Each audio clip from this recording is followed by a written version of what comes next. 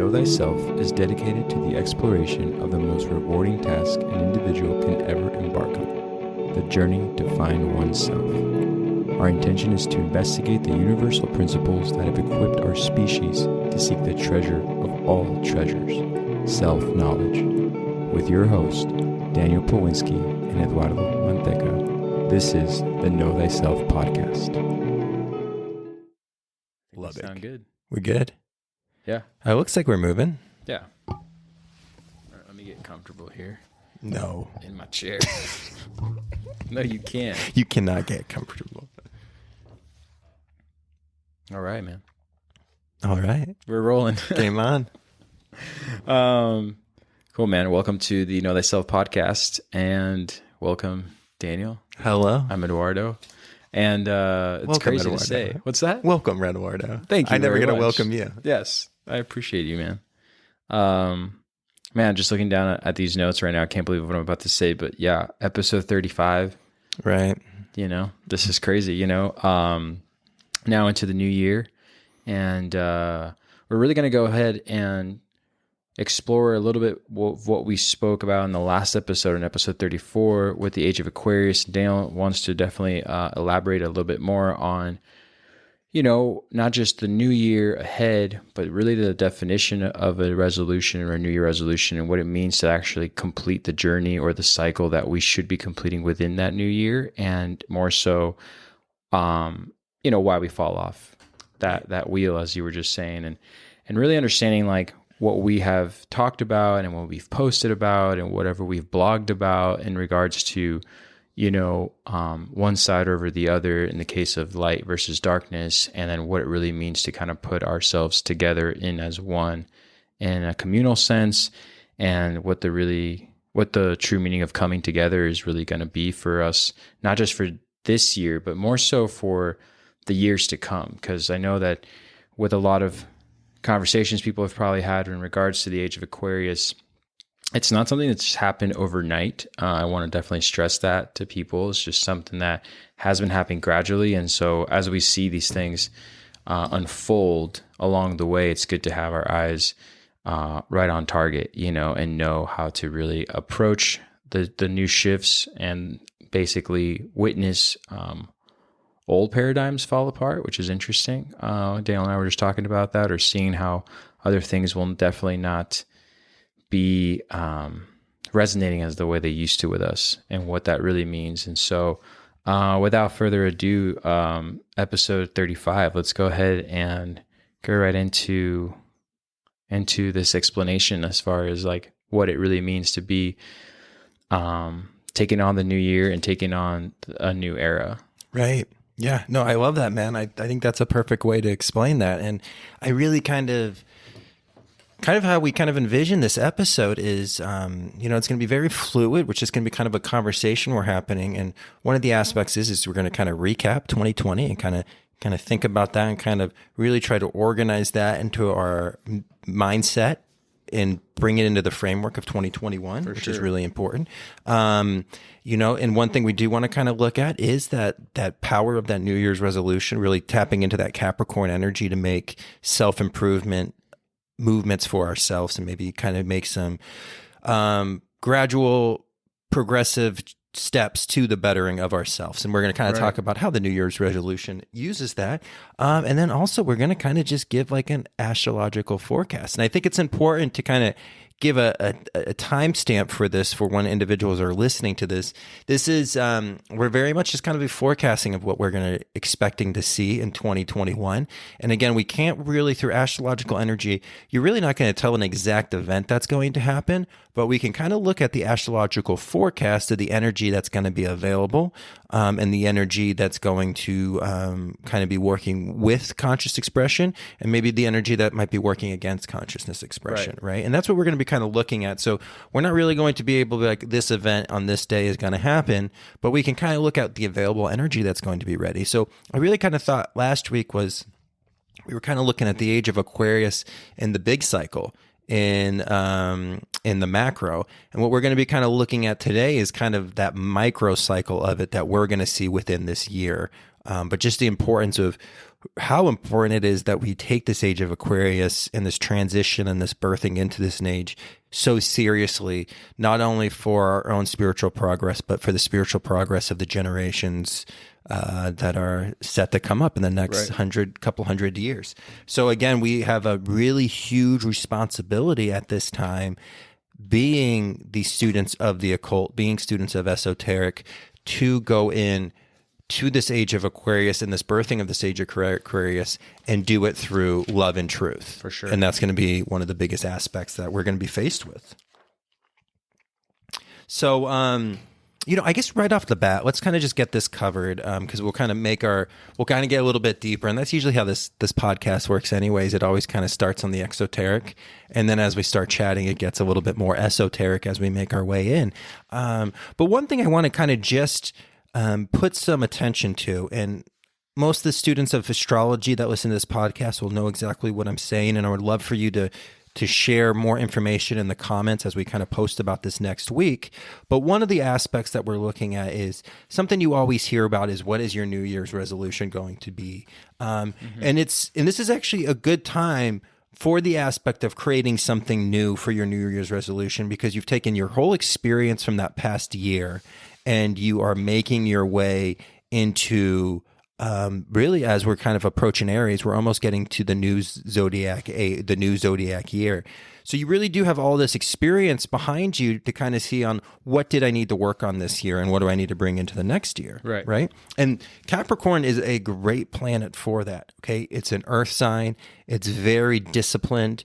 The Capricorn goat always is seen climbing the mountain when everybody thinks it's too steep, and he's always climbing and always kind of going up.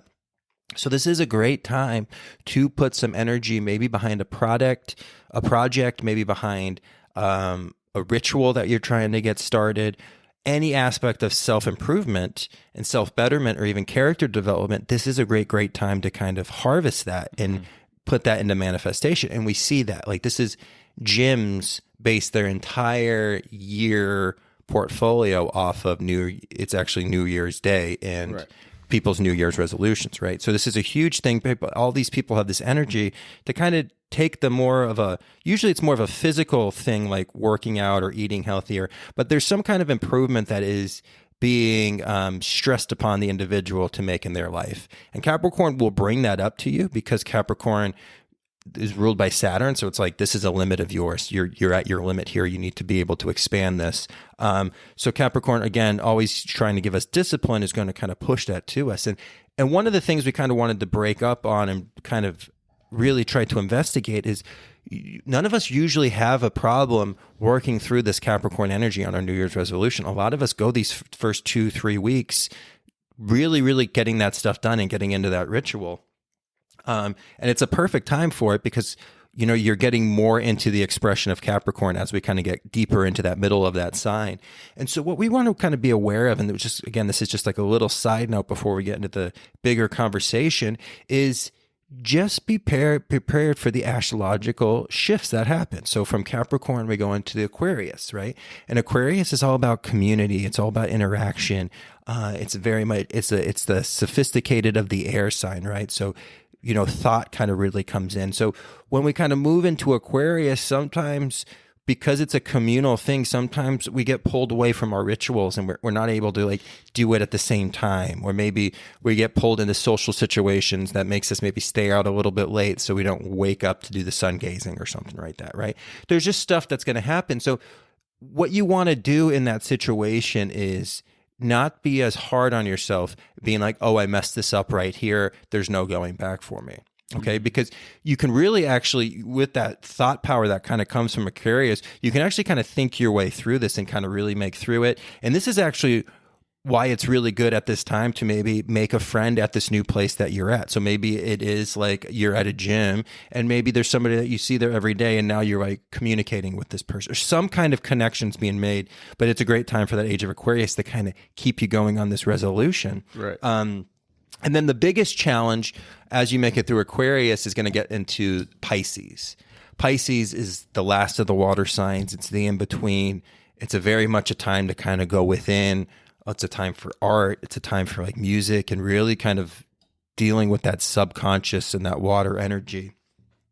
And so it's a really hard time to kind of get physically motivated. Okay. So really kind of thinking about how you're going to persevere that through Aquarius when you have all this air energy to really kind of think about and game plan how you're going to handle Pisces. Kind of take this ritual now as an art in Pisces and how you kind of perfect that art. And the whole goal is to get to Aries. Because once you get to Aries, now you're back in fire and you're back in like hay fire mode where like it just can burn uncontrollably. So you've taken the ritual and you've put it into this kind of Saturn discipline that you start in the New Year's resolution. And then you go through Aquarius and you really start kind of organizing it in thought of how this is improving you. You go into Pisces and you make it your art. And then you jump into Aries and you're ready to take off on this new venture that you have. And then you can carry that throughout the rest of the year. And we'll kind of talk about how you kind of adjust that and kind of how you approach new signs when you start this new thing. But it really is a powerful time, but we have to be so much more aware of the astrological forecast of what's available, because that's really what's going to give us success in not only our physical endeavors, but also our spiritual rituals, our spiritual practices, right? You know, we spoke about why what you're supposed to do on a new moon is different than what you do on a full moon, which is different than what you do on a waxing or a waning, right? So all these astrological cycles are bigger than us, and we have to kind of realize that. Like we realize that the tides are bigger than us. We realize that the seasons are bigger than us, but it's because we can see their effects more. Right. But these astrological energies, although their physical effects are apparent to us, we don't perceive the physical effects and correlate it with the astrological energy very often. So a lot of times we're blind to these transitions of the year and, you know, adapting ourselves to these traditions and kind of aligning to it and knowing what energy is going to be available. It's going to be very important for you just to be personally successful with that New Year's resolution. And that's it. That was all I wanted to talk about in regards to New Year's resolution. So I don't know if you had anything you wanted to kind of bring up on that realm. No, I think that's super well said. I mean, I just think that, like I said, last episode, in episode 34, we covered some of this stuff. And I know that you can't say it enough. So I'll say it again and again, is that, you know, understanding like what this sort of social activism will really like entail is important for us, so it's not inverted on us. And so it's really easy for people think everything Daniel was just saying. So whether it's like understanding community or understanding like a social event that you're a part of, like really understanding that it's for a greater cause as one is better than just thinking like, oh, they tell me that all these people are ganging up on this one subculture and I'm going to just jump on that bandwagon. Like, you're still writing the same energy, but you're writing it based on someone else's like idea of like, no, this is where you should put it. And that's kind of what happened last March with a lot of different things going on and how we had some shifts in 2020. So I just want to definitely like say that, being, I guess like aware from the get-go is really all I have to add to that, is that it's important to know that this will carry on for years to come, but also within just a year. If we don't want to go ahead of ourselves, it's just like putting those intentions out there and then being aware of it as it unfolds throughout the year is probably the best thing you can do before it just falls off like it does for a lot of people in the end of the month or in the end of the couple of months, because you're right. Like, there are a lot of things that are going to shift and probably make us lean one way or another or be distracted, which happens to all of us. We all get super busy. But I think one thing that's super important is recognizing that we're all ready for change, but we should probably really acknowledge that everybody around you is also ready for that. So that's something that you should probably keep in mind. So if you do want to like foster relationships throughout the years, or at least for the year to come, like, people are probably very open to that right now and wanting to be on one side, you know, or at least the side that you're on, rather than just like being divided again and again and again, because it's going to happen all the time, right? But I think that that's kind of where people sort of, because I like that you said that in the new year, or in the age of Capricorn, people will take their discipline, but they'll limit it at something physical. Like, it's so true that it's more than that. I really appreciate you saying that, because people should know, like, it doesn't have to just be your physical body that's changing. You know what I mean? Like, it's probably something deeper inside that wants change. And some people just think, oh, if I do it physically, whether it's like nutrition in regards to your health or like something about your physical appearance, people think like, oh, I am getting something out of this mentally also and spiritually. but that's probably something you want to tap into a lot further than just like this 1 month you did Pilates or cycle class. You know what I mean? So, no, yeah, that's pretty much it, man. Like I said, I don't want to reiterate everything. I just think what you said is exactly right.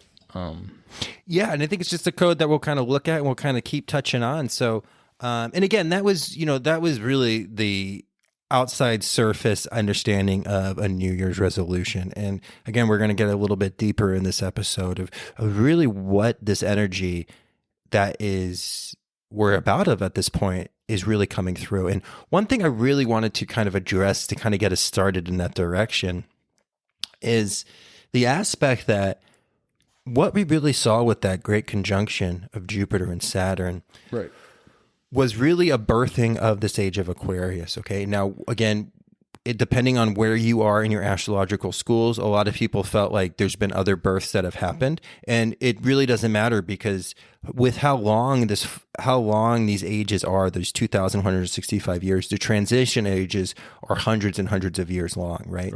So what we're going to see though is through astrological movement, different kinds of births of different types of levels are going to start expressing. So whether this was the first birth of the age of Aquarius or the second or the third, depending on who you're talking to about astrology, it really doesn't matter. What you really want to be familiar with is just think of a physical birth. So if this birth was on the winter solstice this year, we're not going to experience this energy fully for a very long time, right? Because we are literally traveling through the birth canal right now. Okay. And that's why this is a little bit of a darkness to us right now. And that's why it's a little bit harder to perceive this energy. And we really kind of have to tune ourselves up to it. So when it really starts reverbing through it and really starting to send off its signal, we'll be able to perceive it. But that's very important that we realize that we are in this birthing aspect of this age of Aquarius. And there's going to be other births that happen, but what the role is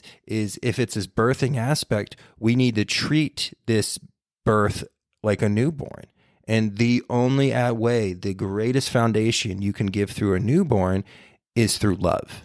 Right. And traveling through that is a very traumatic process. And I think that's something people don't understand, like the social and ideological change that's to come from this new era is in its process already, which is what people like to ding words like virtue signaling. They're like, oh, why is everyone like pointing fingers at like, you can't say this and you can't call that. That's really just part of the evolution of this consciousness that we're changing into, but people are like more upset about it. But I'm like, well, the whole birthing is upsetting in itself. Like it's not as great while you're going through that birth canal. Now I can't remember when I did, but I know that it's traumatic when you come on the other side. So you're absolutely right. You got to be there for the next generation and the generation after that to like let the process unfold properly with love. You're absolutely right, because you don't want to come out into a cold room after being like going through that birthing canal. Right. You know Absolutely. You want to have warm arms to receive you. Warm arms. And that's going to be the most important thing, right? Like if a newborn doesn't get touched within the first 8 hours, like it dies, right? So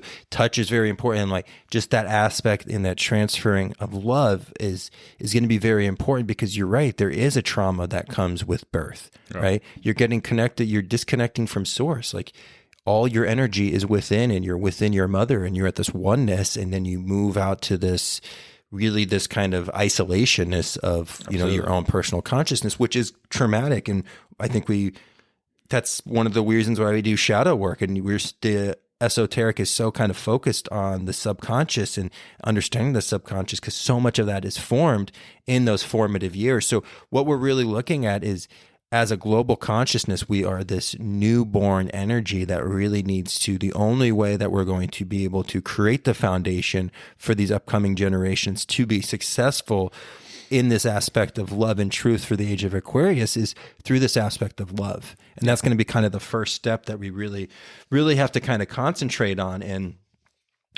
how do we do that in this environment that we find ourselves in? Because one thing that we're really looking at 2021 is we are approaching the age, the numerological age of number 5. So how numbers work with numerology is you just add up the numbers and whatever it adds up to. So 2 plus 0 plus 2 plus 1 is a 5.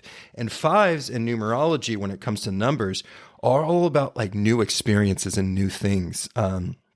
It's kind of like a jovial time too of social interaction. Right. Right. And that's going to be that energy is completely counter to what the social engineers are letting us do at this point. Right. Because there's a reason why they're keeping us 6 feet away, because again, we're supposed to be kind of coming together at this time, because the age of Aquarius was taking that love. The age of Pisces was taking that enlightenment that the Buddha and all the Hindu gods taught us how to do, and taking that through the heart center and sharing it with other people. And now the whole age of Pisces was kind of opening up that heart chakra and opening up that heart consciousness so you can spread it. So now in the age of Aquarius, we're expected to be able to open up that heart conscious and then start making networks with other people whose hearts are open. And that's what's going to be really important. So these new things, we were talking about the breaking down of paradigms.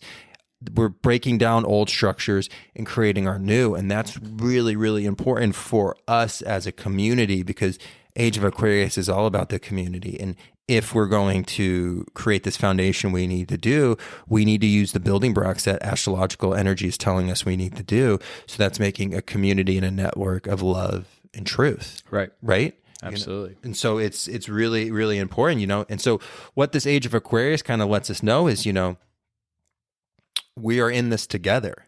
Okay. So you go back to other astrological ages, and man was kind of by himself. It was more of like, I have to find enlightenment with myself. But now we're in this age of Aquarius where it's, we are in this together. But the kicker, if you study the esoteric, is, we always were. Like, because it's all one consciousness, right? So we've always been in it together. But that's really what the Age of Aquarius is going to really kind of put this pressure point on, as like, hey, we are in this together. Like, we either all rise or we all fall. Right. Right. And that's again why this is why they control TV. This is why they control the media. This is why they control medicine. This is why they control education. They knew that this energy and this uniting energy was going to be out there. So they're trying to get a step ahead and uniting through fear. And they're doing a great job at it, of course. But as much work as they do with fear, we always have the secret weapon, which is love, because fear is just the absence of love. So we always have that universal consciousness kind of powering this movement. So even if our numbers aren't as high, we are more powerful. Right. And that's something I want to stress a lot about, to kind of do a recap on the entire podcast itself. I mean, part of the reason Daniel and I started this, and we've never had like an introduction that's like led to us having a conversation, is like, why do we even study this, or how do we learn about this, or why do we even get started with this? I mean, Daniel and I started talking about esoteric principles since we were probably right out of high school together, by just looking at I don't know if you remember this old video, the Zodiac, and I remember like introducing that to you and showing you this video, and we opened a whole Zeitgeist. Yeah. Oh, for sure. I remember that when we started talking more about these things, one of the things that we covered a lot about over the years was just like how to go about social change or social upheaval, or like what to believe when it comes to fear and what not to believe when it comes to fear. And I feel like if you've listened to this podcast long enough, that's exactly what we're just trying to do. It's like the esoteric principles of anybody's teaching that we bring up in a mixture of conversations, and these long winded breakdowns, I think, are just like you're saying, just aid in understanding ourselves more, to not believe what basically we're being told right now. And I think no one really thinks that. Everyone thinks, no, I'm not believing every little thing that's being told to me. But I'm like, if someone else can lay down the rules and basically structure your reality, and you're okay with that, well, then they've already taken over. Mm-hmm. You know what I mean? So it's time for people to recognize, like, no, you have the ability to sort of take over yourself, but you can do that in numbers. Now is the time to sort of pull in those numbers together to rise as one, versus, living by the life of an individual as we have before. And of course, the pandemic and other things that have occurred have actually done that individualizes. But if you actually go into other people's homes that are not in your group of 10, it's amazing to see how many people are surrendering to the idea. I'm like, oh, we're just a bunch of squads, or these like pods of the same thing. Because no one's story is different than the other. Mm-hmm. It's kind of funny, because I've had that happen when I meet new people. I was like, oh, I haven't met new friends in a while. Meet new friends, and their conversations and the fears are all the same. And I'm like, well, if we could just like invert that and not be all on the same page on fear, and be on the same page on something greater, then we'll be just fine. Mm-hmm. And we've always been that way, but it's just been sold to us in so many different ways, right? I mean, from capitalism to like understanding like how to rise to the top without your fellow brother or sister is something that's been sort of indoctrinated into us since we were very, very young to think that like, no, you got to worry about yourself. And I'm like, now people, I think it's just kind of realizing like, well, no one's winning if everyone's losing at the same time. I don't know if that makes sense, but like everybody right now is kind of surrendered. They're like, oh man, we've really been put down all as one. So maybe we should just rise up all as one. It's like we're right there. So yeah, it's very interesting. But with all the things that we talked about in natural law in the last episodes, we talked about even the loss principle, the generative principle, talking about what it means to generate.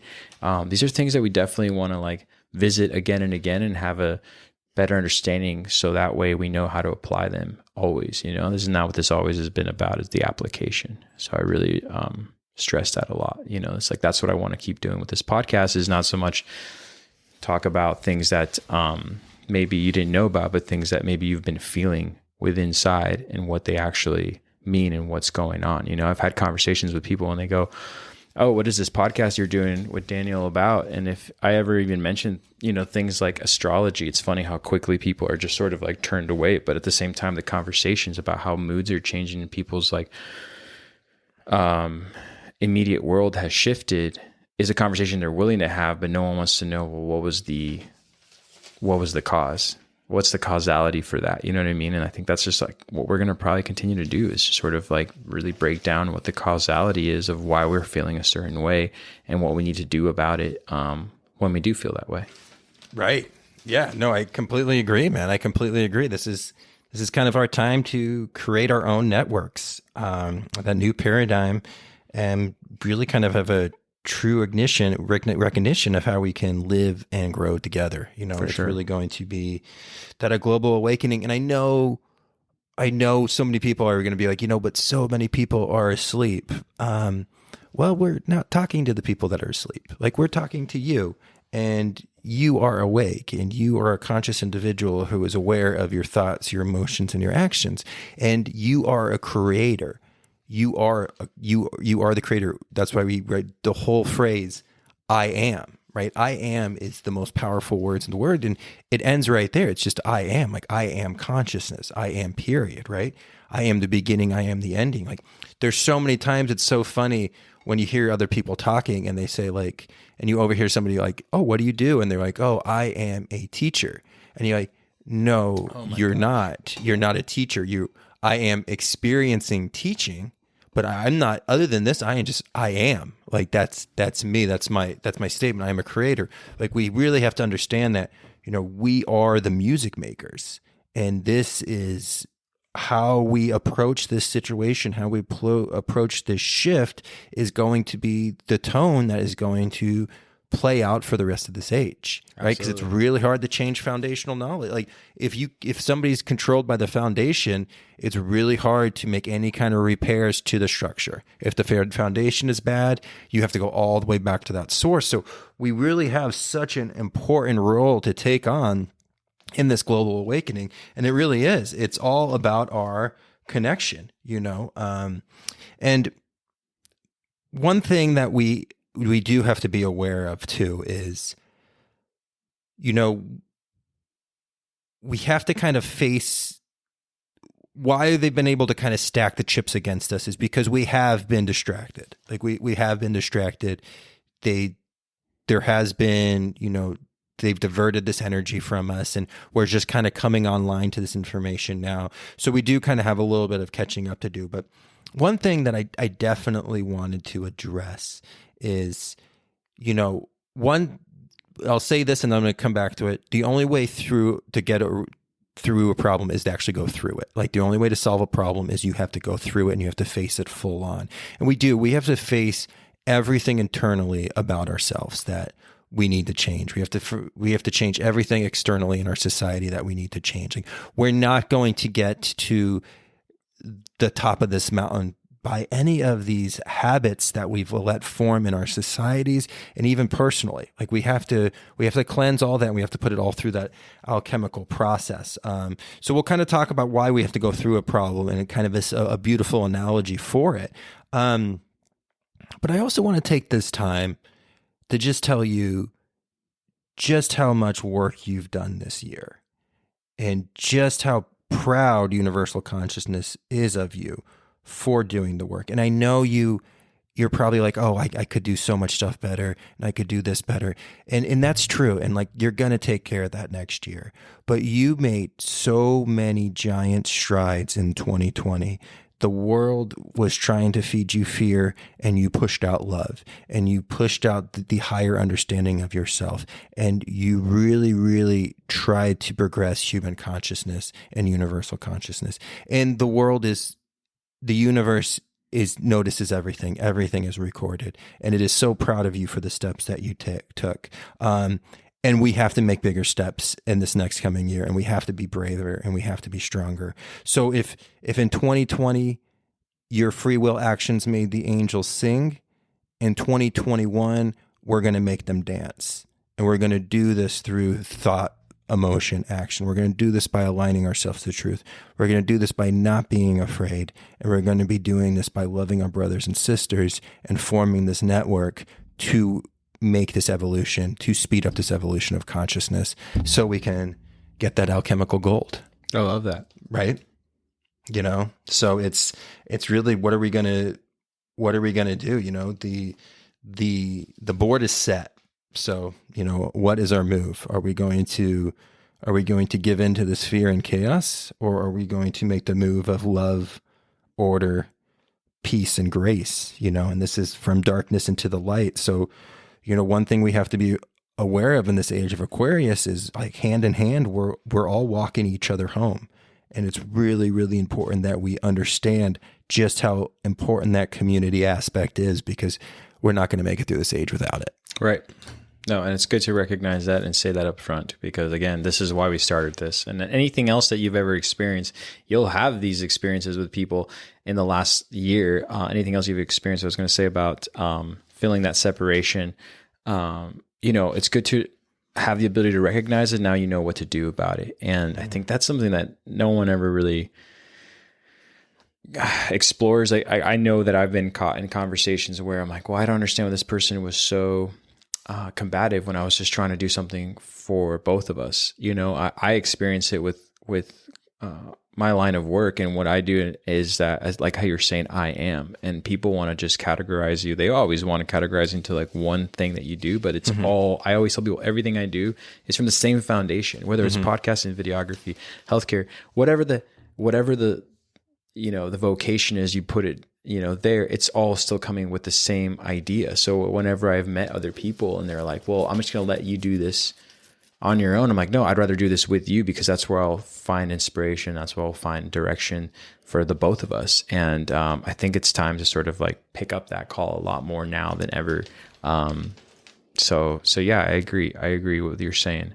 Right. No, absolutely, man. I think it's so important. And again, one of the things that we know we have to do, because we were so distracted, like the baby who gets the keys shaken in front of their face, and everything was kind of able to work around us. We do have a lot of problems we need to face, and we have a lot of darkness that needs to have light placed on it. And the biggest aspect is you have to go full in on the changes you want to see made. Okay. Now, again, they start on the micro and then we make our way to the macro, but you have to fully face these challenges, and you have to fully face these challenges, and you have to fully chase these limitations of your conscious expression. There's a great analogy to how to walk on fire coals. Right? So that's an ancient principle that so many tribes done. A lot of the island tribes did it, but we see this everywhere, right? You would have to walk across a line of fiery coals. Right. Now, the only way you successfully do that, you have to go very slow and with all your weight. Because as you go step by step, you put all your weight, you put all your pressure, and you put all your presence on that coal, and you put all your weight on it, and it smothers it so you're able to stand on it and make the progress through the fire. Okay? The only time you get burned is when you try to tiptoe and run through it, right? Because you're not putting any pressure, you're not smothering the fire. Okay? So this is an analogy for what life, the problems, the fires that we are facing in our life, we have to put all of our weight all of our energy on top of this. Okay, all of our pressure, all of our presence, because if you tiptoe, you're just going to burn. Okay, so all in. So you have to fully engage in the struggle, and you have to face that fire. And your weight and your energy is what smothers the coals. Your energy you have to use to face it. So you really have to face this fear is the only way out of this situation. And then that's how you rock across the fiery coals. You don't do it through tiptoe. Right. You have to be fully committed, right? And you even have to see where your endpoint is. Like, I'm making it through here for this, right? I'm breaking through this path. I'm not going to let fear get to me to be like, you should just run across these coals, because you'll burn yourself. Absolutely. Right? And we've seen this in life. We've seen it what happened when you tiptoe across a problem.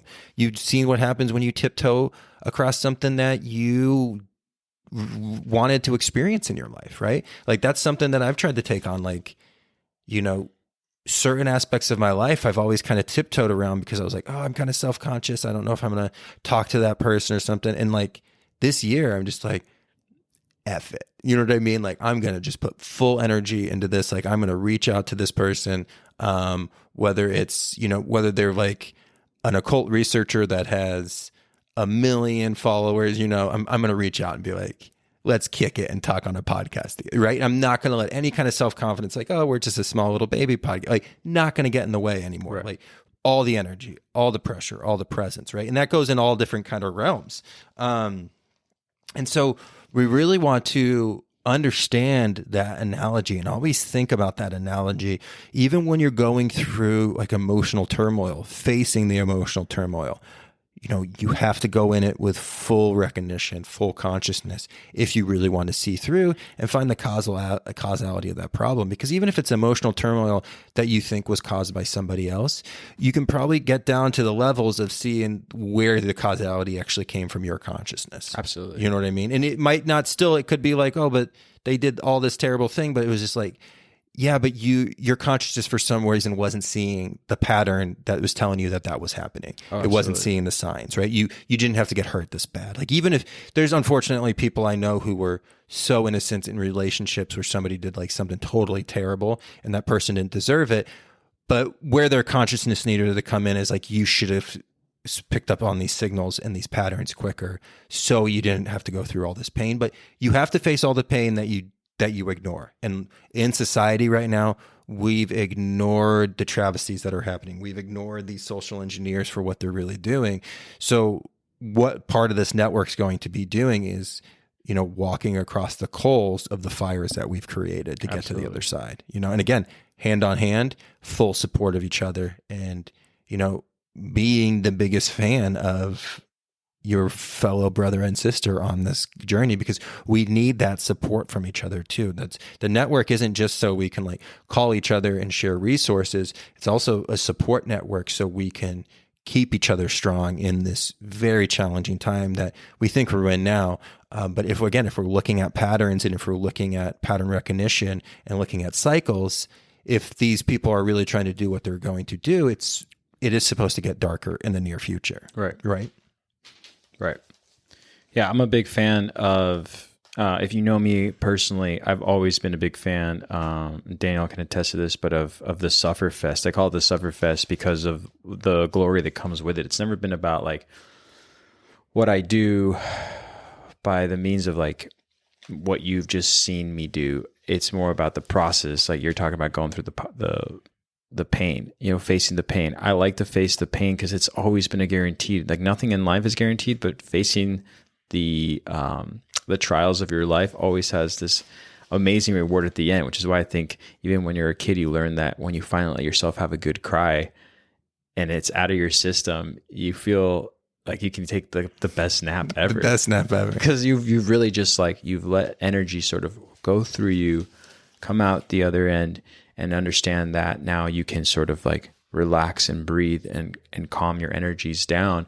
I'm a big believer in that, and I'm no stranger to that with my personal life, with my own love life, with my own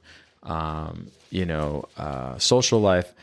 That's been pretty much the story of a lot of the reasons I have, some gains. I've met people who are new friends ask me why I'm friends with somebody or how I've been friends with someone for so long. And I simply just tell them, like, if you really want to know, I'll tell you the tragedy of this person's story. And then I'll tell you how we both hung on together. And then we came out the other end. And once we did that, nothing really kind of gets in the way. That's sort of petty, that most people think like, well, if my friend would have done that to me, or if I wouldn't have been there for that person, we would have probably parted ways. I'm like, that's fine. But certain relationships were strengthened twice as much by just facing the pain together. So if we can do that with like people that are not your immediate in your immediate social group, you'll rise immediately to a new level together, and actually rejoice in that in a way you haven't before. But it's scary, you got to put the first foot forward, and then you got to see if the second one works out, and then you probably take it away from there. But it's one of my favorite things in life. Anytime I've ever started anything in life, it's never been, I mean, you can take everything I've ever gained away from me tomorrow, and I'm going to be just fine, because most of the things that came were an aftermath of just getting through some rugged times. And I don't mean that as like me being through rugged times only, but anybody else that I've accompanied, whether that's my fiance. She had a very tough transformation in the last like 3.5 years, but we stuck it out, and she's my best friend only because like we had to go through it and face it together without having to sort of be like, well, this is more your thing, less of my thing. I'll stand over here. I'm here, but I'm not here. No, I was like there, and I'm like, oh my gosh, this is intense.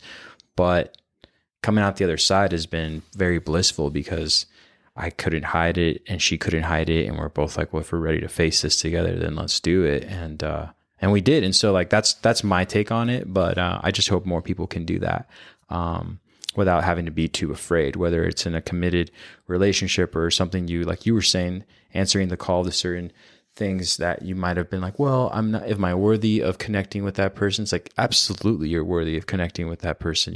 Like there's no reason why you shouldn't like feel that you're not. But again, it's scary to taking that first step forward, yeah. Yeah, no, absolutely.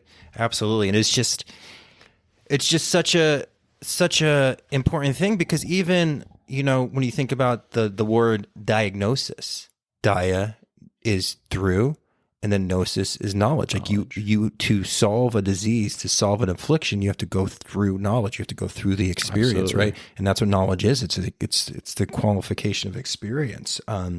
So really diagnosing these problems. And again, we always start in the internal, and then we make our way to the external. But we're really coming to a time that a lot of you guys have been doing so much work over these last couple of years. This is that time to really start taking that alchemical gold that you're kind of fostering and spreading it out, But one thing we really do want to kind of leave you with too, when it comes to this idea of these challenges and, how we kind of face them, because we don't know what this situation is going to look like. We don't know really astrologically how they're going to use this thing. We know what we need to do, but we're not sure of the events that are going to happen. But one thing we really want you to carry with yourself through this year, and for the rest of our time in this consciousness together, is wherever you are, whatever situation that you find yourself in, you are never alone. Okay, and that's very important for you to know. So it doesn't matter how terrible this situation gets. It doesn't matter, even if our last minutes here could be very stressful and scary, you're never alone. Okay. And it will never leave you. Your consciousness, your higher self, it will never leave you. Like it might leave you if you sell your soul like Cardi B. I don't know. I would leave her, but for the most part, like in truth, consciousness will never leave us. Right. And we're never alone.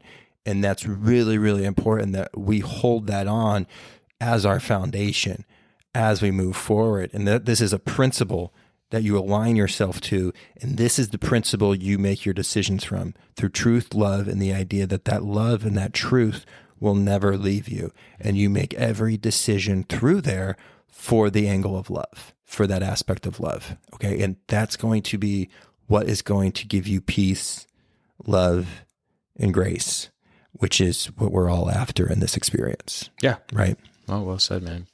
So, again, we're in this, we do find ourselves in very much this kind of spiritual war zone. And like we kind of talked about earlier, the gloves are off because the fight is real, and it's going to be really, really important of how we kind of handle this. But I do want to say that,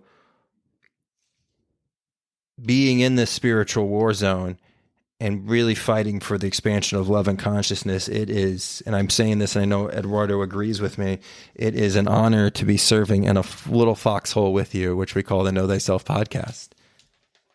Absolutely. Right. Absolutely. I mean, this is what started this. The whole reason we started this podcast is, there's a lot of small stories and a lot of, there's a lot of history behind where we've carried these conversations, or like where we've wanted to be more aligned with truth. And then truth led us to understanding, what really was occulted from us, but it was always there all along. And so here we are giving you a lot of this information all at once to then hopefully, as Daniel just said, go from the inner to the outer. Because sometimes, to make an analogy of this, I've always said this, but I'm an observer, so I've always observed people's behavior. It's just what I do. It's just in my nature, and most of the time I'm pretty accurate. And that sounds very what's the word? Just ignorant, I suppose. What I'm getting at, what I'm saying is like, what affects us internally is something that you could probably put your finger on a lot easier than you think. And like, to give my examples, this, I've been at a crosswalk where 4 different cars sit very far apart, especially here in Arizona. Our crosswalks are huge. I mean, like, if you were to cross the street from, say, east to west, every single person in their car is just looking at you because you have that much time to cross the street. It's kind of interesting. But I've seen someone trip, and the moment someone trips, the internal reacts, and the internal reacts as everyone opens their doors and goes to help that older person who just tripped the crosswalk. Now, this really did happen, and it gives me faith. And people will do that now. They'll either take a video of it, or they'll make some kind of comment where they're like, hey, not all hope is lost. This happened. And then look how many people without a beat, just like, or skipping a beat, just got out of their cars to help that person fall. But that's the internal. So I don't think we have to get pushed that far to watch someone fall or be part of a tragedy in order to tap into what your consciousness is aligned to, which is the truth that we're talking about, which is why we keep mentioning as above, so below, which is why there's the macro and the micro, is that it's always connected, okay, no matter what you think. And as Daniel's saying, wherever you are and whatever might happen within our, spiritual warfare, if there is such a thing, or within people, just be aware that like the internal is real, that those are the things that we all connect to. Those are the things that we can connect to, but we aren't really taught how to connect to, is what I should say. But I only see it happen by instincts when there's something bad happening, like, oh my God, you just fell, can I help you up? Mm-hmm. Like, all bets are off. No one cares like what color you're from or what color you're aligned with. No one cares what race, what culture. No one asks you like, well, is this your football team? Because I'm about to pick you up off the ground. No one does that, because they're like, dude, you fell. I'm giving you a hand to pull you back up. And that's the connection we got to get to or access a lot quicker than waiting for someone to actually fall on their face and be like, okay, now is my time to sort of like be human and be one and connect us as this global consciousness. No, it's like we should probably sort of start rising from within a lot faster than just, like I said, some kind of mishap coming into light and then allowing you to sort of see people for what they truly are. Because that's what you see people totally bond. If you've ever been in a car accident, you will bond with the person that is alive. If both people get in a really bad car accident, you look at your car looks terrible, but you look at each other, the first thing people say is like, are you all right? It's like, I'm good. Are you good? I'm good. And then there's like this awkward laugh. Plus of course your adrenaline's kicking through, but there's this awkward like, ha. And like, did we just become best friends? Like, it's so bizarre, but it's really because you just both experienced something very, unique to the day-to-day life that we live that allows you to realize how fragile this whole existence really is.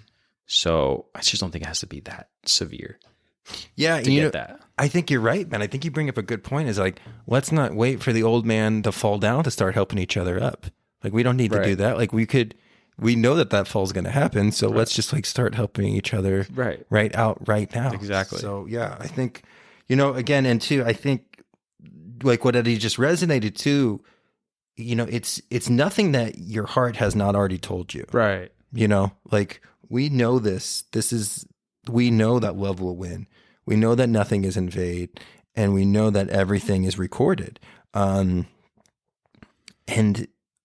our free will decisions have an impact on the aggregate. And, we say it all the time on this podcast, but it's just such a good tone to kind of resonate with. But, the sky is not falling. We are rising, and we really need to tap into this new energy. We need to set up this foundation of love, and we really need to start transmitting this energy that the universe is trying to spread to us. And the only way we can open up that transmission and get it through the highest frequency is through love and the, transmuting of fear into love. Yes. Which is, that's what they're giving us. They're giving us a bunch of lead, and what you need to do is take it through the process and give it gold. But they're giving you so much lead that you could have so much gold by 2021. Like we said, 2020, we made the angels sing, and 2021, it's our goal to make them dance. Right. No, that's awesome. I like how you just brought up that analogy about the lead, because that is exactly the conversation where the conversation begins and ends for most people. Because that's what they want to shake you down with and say, no, but don't you realize how much I'm carrying around? I'm like, but don't you realize how much you're carrying around? Right. And don't you understand that who gets led? Yeah. The dead. Right. The unconscious. Like, if you want to get led, you're going to be led from the dead. Like, that's who gets led. Like, it's these us awake conscious individuals aren't getting led because we're sovereign spiritual individuals that know that I am. For sure. For sure. No, I'm actually really excited for the direction of most of the endeavors that are in front of me and in front of my immediate family and friends, including this podcast and the community of this podcast. Again, this podcast is here because of you, and we're here for you, and we're here for all of us. So we're just hoping that we're walking the walk, and within the next year that's to come, I can't wait to see how it all unfolds within this community, because we're going to really need to pull everything together in order to have, one language, one language, and that's the language of love, over fear, and finding a way to do that. All suggestions are welcome, and all aboard, right? All aboard the truth train. Yeah, man. So truth. But yeah, no, and we do actually, to kind of touch in with everybody, because we really haven't had that aspect to kind of connect with you guys. We really are trying to make this organization a little bit more multifaceted, and really what we're trying to do is, make this into, we would love to make this into like a network one day where we have, multiple different kinds of people on here, maybe different kinds of TV shows. We would love to make film, kind of support artistic projects, and really make this into an organization. And one of the aspects that we've been really looking at, because the industries that we've been working in are definitely changing to where we don't really know if we're going to align with them. We've been looking on how to kind of make ourselves generate income internally within the organization, and it's led to some really cool stuff. You guys can look out for, we're going to make a really cool soap company with our friend Johnny, the master herbalist, right? And then we have some really great locally roasted coffee beans that we're going to kind of start getting out there as well. So just little projects that we're going to try to create, all in the idea of buying land somewhere, so then we could have like sweet retreats and campouts where we can just all hang out by a fire and absolutely, right? Absolutely, maybe eat psychedelics, but we don't have to. But we can't. I love that. Right. Yeah, no, I think that's, again, just recognize. And one of the things I say by recognize is anytime you sit down with someone in the next, few weeks or after this episode or whatever, just pay attention as like, what is the communal shift that you're already seeing? And one of the things that, for instance, I sat down with my brother-in-law, and he starts to just go on this rant about this artist, complete side note, but this artist in Denver. And the artist just basically went on to his own Patreon account and just uploads himself a little blurb that just says, hey, $5 will get you this small drawing. Just send me the details of what you want, and $100 will get me to get it printed and framed.